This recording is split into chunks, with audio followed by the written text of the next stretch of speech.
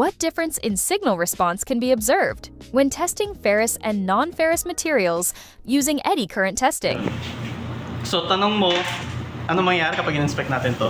So, nakita natin, nung nag-inspect tayo ng non-ferrous, yan, non-ferrous, nakikita natin, nagre-read.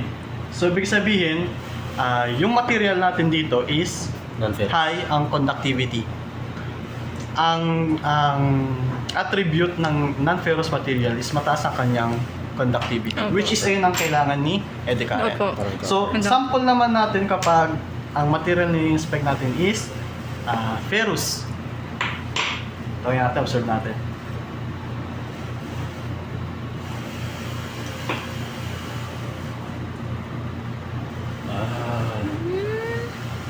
Walang nare-read. Kasi kapag ferrous ang material natin, mababa ang conductivity niya. So, bulot lang ang signal meaning. Yes, kapag magkakaroon na tayo ng reading kapag yung material natin is non-ferrous. Okay? Thank you. Nice, Thank you nice po. question. So wala tayong na-read, nakita niyo? Kapag Wala ferrous. po. Ano siya?